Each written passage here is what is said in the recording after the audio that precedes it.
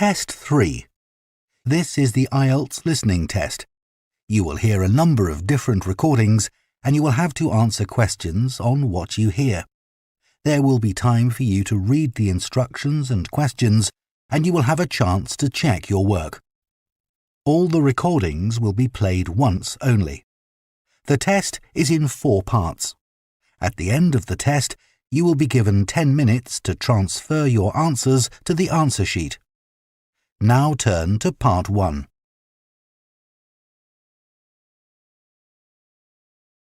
Part 1. You will hear a man called Jack giving advice to a friend about surfing holidays. First, you have some time to look at questions 1 to 6.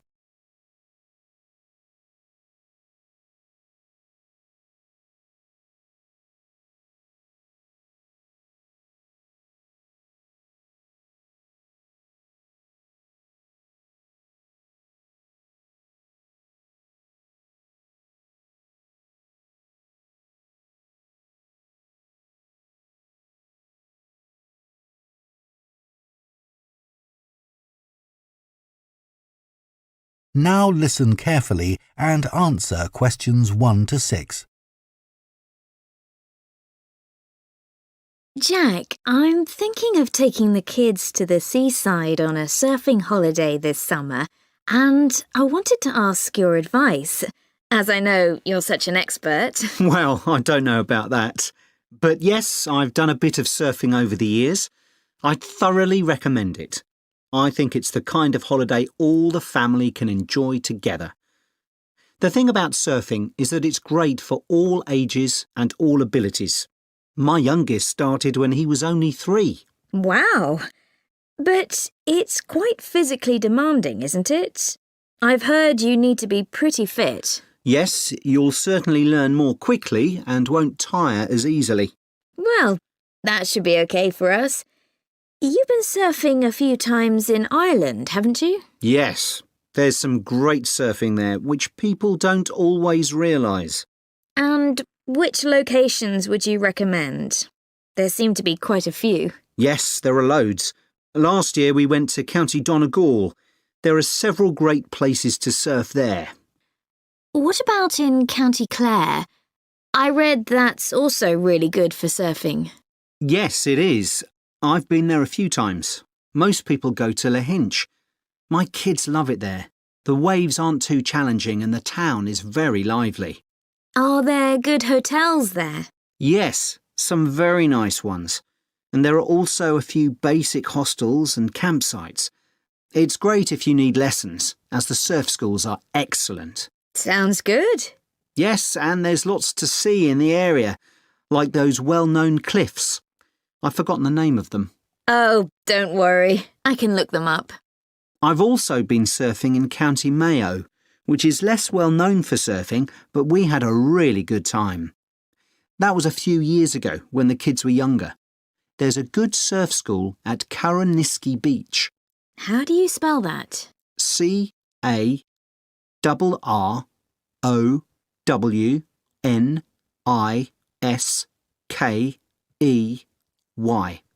Okay. I put the kids into the surf camp they run during the summer for 10 to 16-year-olds. Oh, right. How long was that for? 3 hours every day for a week. It was perfect. They were so tired out after that. I can imagine. One thing we did while the kids were surfing was to rent some kayaks to have a look around the bay, which is nearby. It's really beautiful. Oh, I'd love to do that. Before you hear the rest of the conversation, you have some time to look at questions 7 to 10.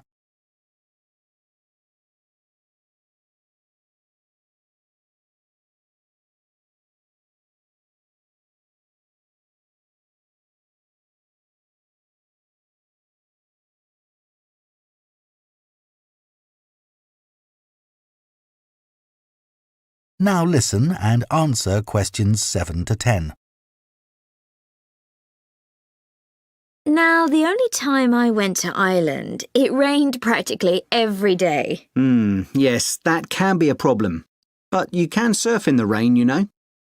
It doesn't have the same appeal somehow. Well, the weather's been fine the last couple of years when I've been there, but actually it tends to rain more in August than in the spring or autumn. September's my favourite month because the water is warmer then. The only problem is that the kids are back to school then. I know. But one good thing about Irish summers is that it doesn't get too hot. The average temperature is about 19 degrees, and it usually doesn't go above 25 degrees. That sounds all right.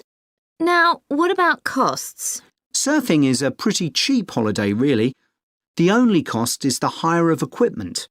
You can expect to pay a daily rate of about €30 for the hire of a wetsuit and board. But you can save about €40 if you hire by the week. That's not too bad. No. It's important to make sure you get good quality wetsuits. You'll all get too cold if you don't. And make sure you also get boots. They keep your feet warm, and it's easier to surf with them on too. OK, well, thanks very much for that. That is the end of Part 1. You now have half a minute to check your answers to Part 1.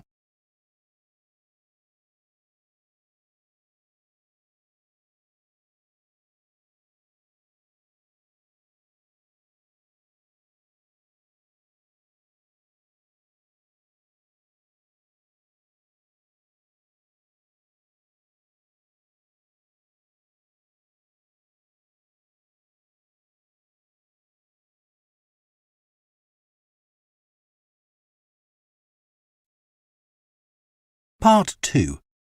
You will hear the manager of a childcare service at a primary school talking to parents at an open day about the school's childcare service offered before and after school.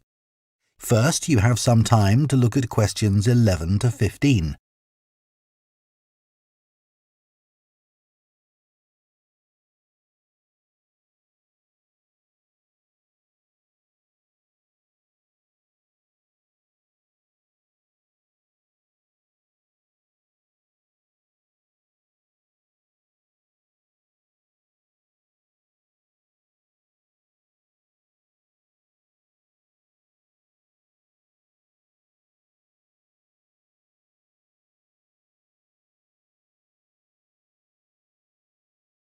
Now listen carefully and answer questions 11 to 15.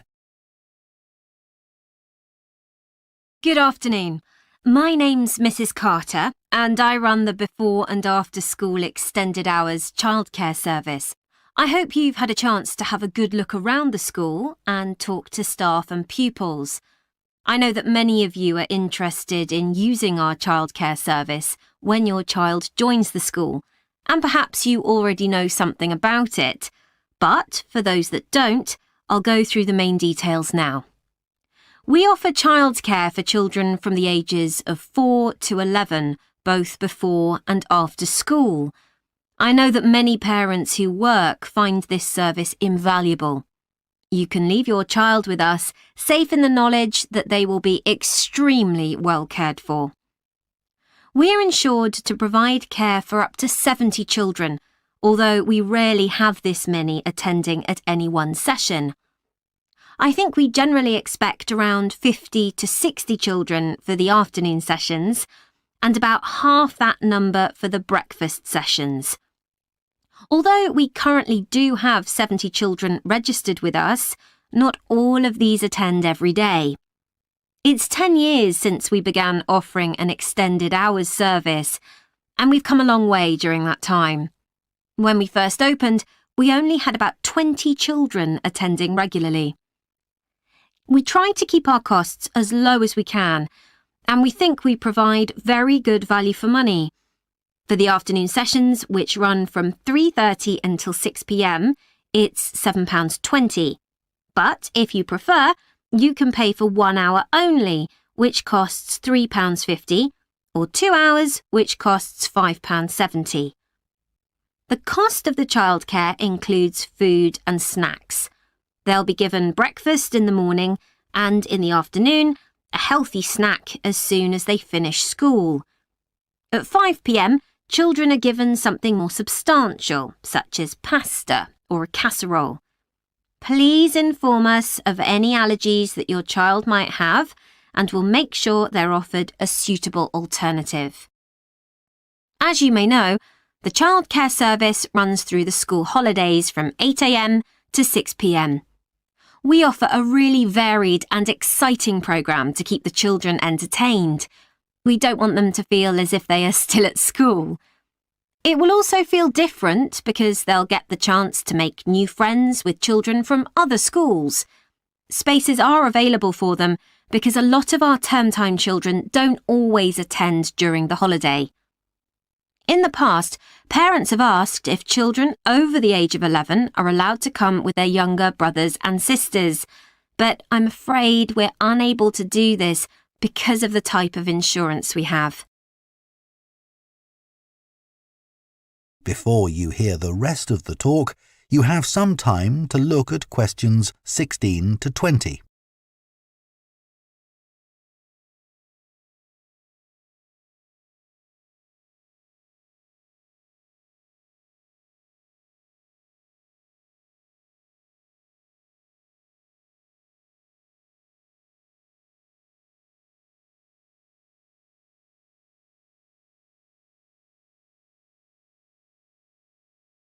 Now listen and answer questions 16 to 20.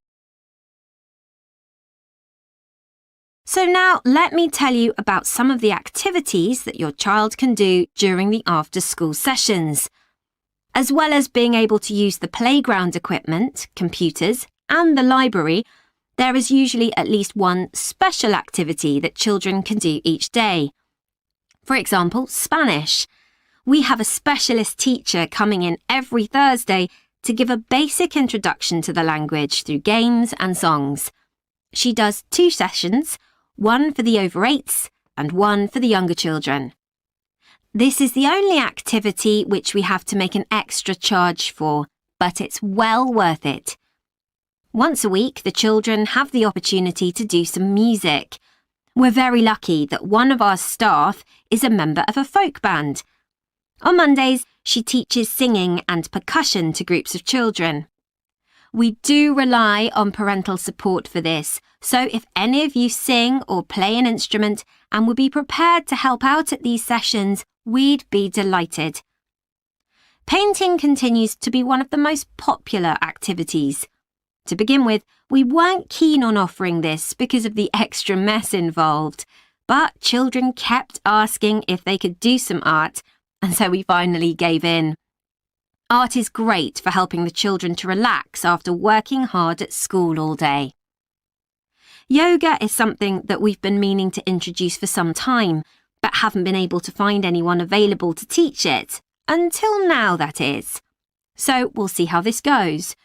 Hopefully, children will benefit in all sorts of ways from this. Cooking is another popular activity.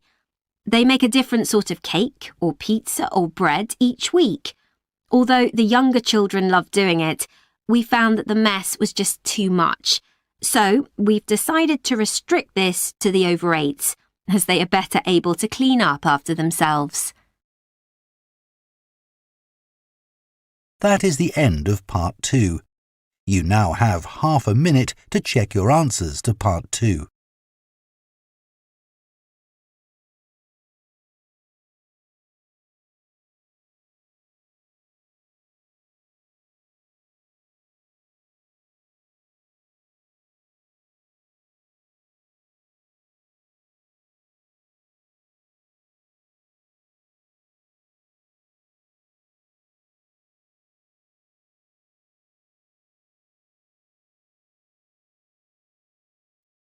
Part 3. You will hear Holly, a student on an events management course, talking to her tutor about her work placement. First, you have some time to look at questions 21 to 24.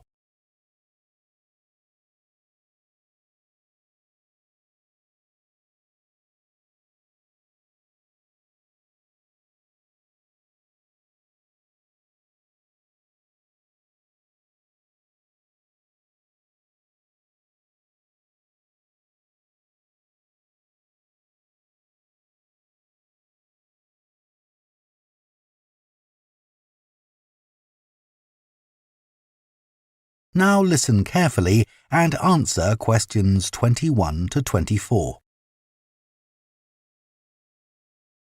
Hello, Dr. Green. I'm here to talk to you about my work placement. Oh yes, it's Holly, isn't it? Yes, So, which work placement have you chosen? I decided to go for the Orion Stadium placement. The event I'll be managing is one where I'm helping to set up a sports competition for primary school children. Yep, that's always a popular placement, even though it can be tougher than you think, working with children. I know, but it's the fresh air that attracts me.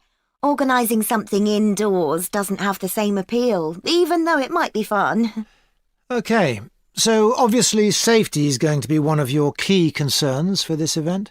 Yes, I've already thought about that. I'll need to make sure none of the equipment's damaged. Ah, well, you'll be working with schools, so the equipment will be their responsibility. However, the grounds and what goes on there will be yours. Oh, I see. That'll include keeping everyone within the boundary once they're in their kit and on the field? Exactly. You'll need to inspect areas like changing rooms as well, for anything someone can trip over, but your main priority will be not to lose anyone. Right. I'll need staff to help with that. And don't forget about the spectators. I was thinking that many of them will be parents who could help run the event. I wouldn't rely on that. They'll be more interested in filming their children than volunteering. I'll need to make sure they don't interfere with events doing that. And that's not always easy, especially when a proud parent's trying to get a snap of their child and you want them to move elsewhere. OK. What about the scheduling? With sporting events, there are all sorts of things that can alter the timetable, like rain, for instance, though so far we've always been lucky with that. Yeah, and I was thinking about what to do if someone got hurt as well. I know that last year that caused a terrible delay. You have to be prepared for such things. Oh, what if a match ends in a draw? Do you let the teams keep going until someone wins? That'll be up to you. And again, you need to plan for it. Right. Before you hear the rest of the discussion, you have some time to look at questions 25 to 30.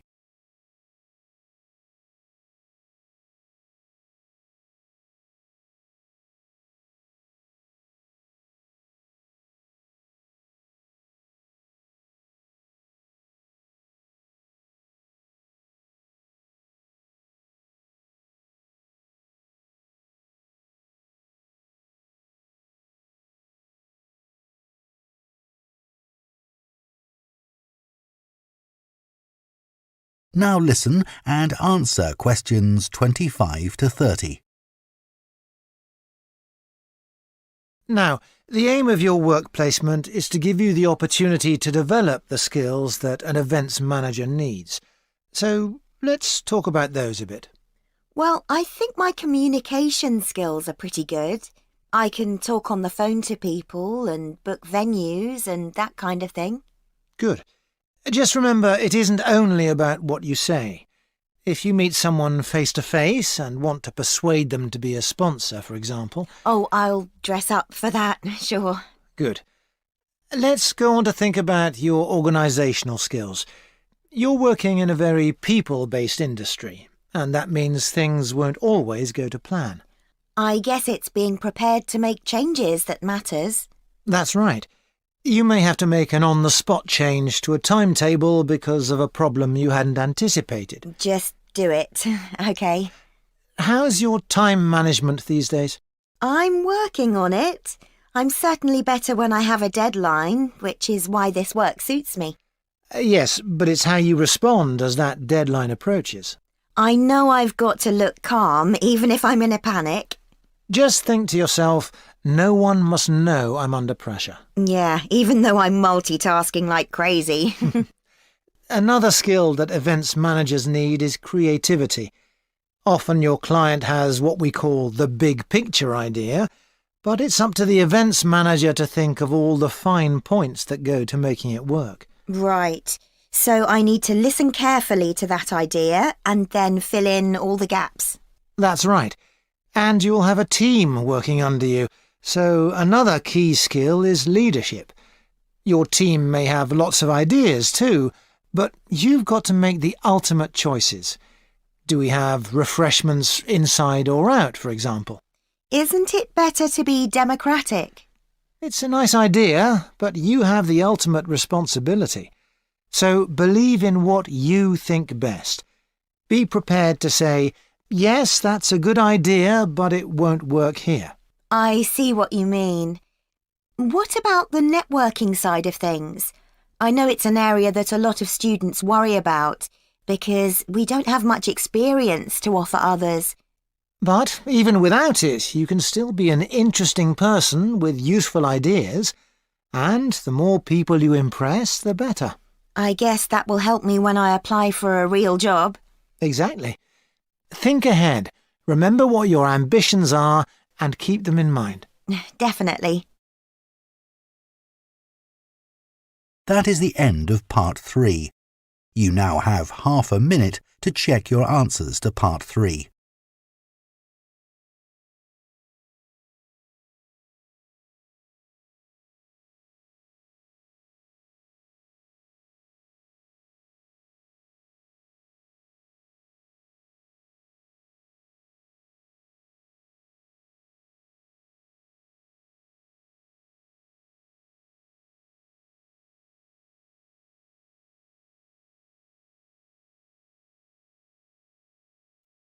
Part 4. You will hear a zoology student giving a presentation on bird migration. First, you have some time to look at questions 31 to 40.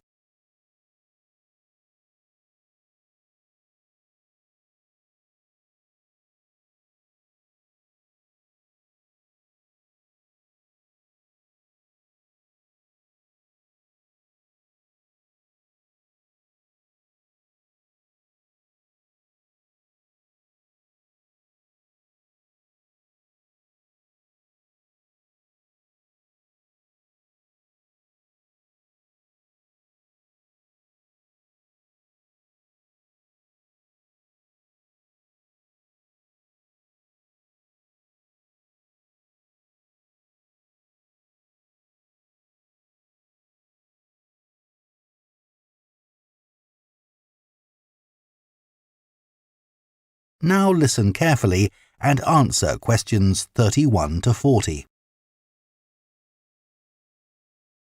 Scientists believe that a majority of the Earth's bird population migrate in some fashion or other. Some travel seasonally for relatively short distances, such as birds that move from their winter habitats in lowlands to mountaintops for the summers. Others, like the Arctic tern, travel more than 25,000 miles seasonally between the northern and southern poles. Bird migration has been studied over many centuries through a variety of observations.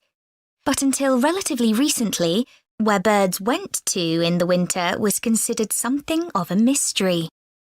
The lack of modern science and technology led to many theories that we now recognise as error-filled and even somewhat amusing. Take hibernation theory, for example. 2,000 years ago, it was commonly believed that when birds left an area, they went underwater to hibernate in the seas and oceans. Another theory for the regular appearance and disappearance of birds was that they spent winter hidden in mud till the weather changed and food became abundant again. The theory that some birds hibernate persisted until experiments were done on caged birds in the 1940s, which demonstrated that birds have no hibernation instinct. One of the earliest naturalists and philosophers from ancient Greece was Aristotle, who was the first writer to discuss the disappearance and reappearance of some bird species at certain times of year. He developed the theory of transmutation, the seasonal change of one species into another by observing redstarts and robins. He observed that in the autumn, small birds called redstarts began to lose their feathers, which convinced Aristotle that they changed into robins for the winter and back into redstarts in the summer. These assumptions are understandable, given that this pair of species are similar in shape, but are a classic example of an incorrect interpretation based on correct observations. The most bizarre theory was put forward by an English amateur scientist, Charles Morton, in the 17th century. He wrote a surprisingly well-regarded paper, claiming that birds migrate to the moon and back every year. He came to this conclusion as the only logical explanation for the total disappearance of some species.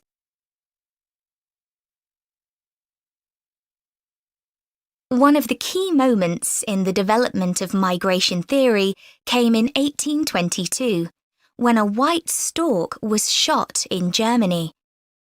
This particular stork made history because of the long spear in its neck, which, incredibly, had not killed it. Everyone immediately realised this spear was definitely not European. It turned out to be a spear from a tribe in Central Africa. This was a truly defining moment in the history of ornithology, because it was the first evidence that storks spend their winters in sub-Saharan Africa. You can still see the arrow stork in the zoological collection of the University of Rostock in Germany. People gradually became aware that European birds moved south in autumn and north in summer, but didn't know much about it until the practice of catching birds and putting rings on their legs became established. Before this, very little information was available about the actual destinations of particular species and how they travelled there. People speculated that larger birds provided a kind of taxi service for smaller birds by carrying them on their backs. This idea came about because it seemed impossible that small birds, weighing only a few grams, could fly over vast oceans. This idea was supported by observations of bird behaviour, such as the harassment of larger birds by smaller birds.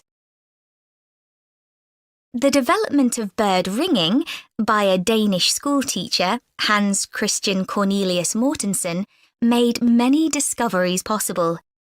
This is still common practice today and relies upon what is known as recovery.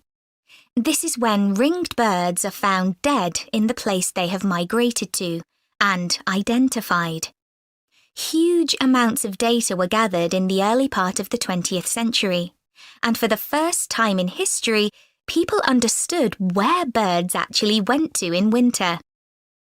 In 1931, an atlas was published showing where the most common species of European birds migrated to. More recent theories about bird migration vary widely. That is the end of Part 4. You now have 1 minute to check your answers to Part 4.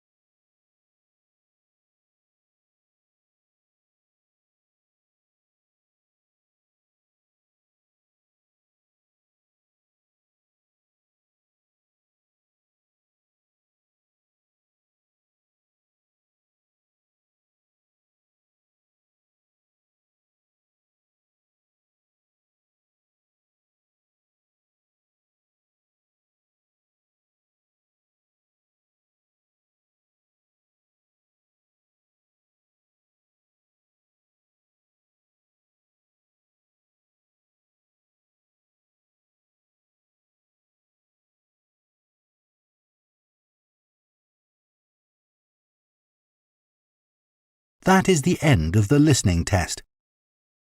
In the IELTS test, you would now have 10 minutes to transfer your answers to the answer sheet.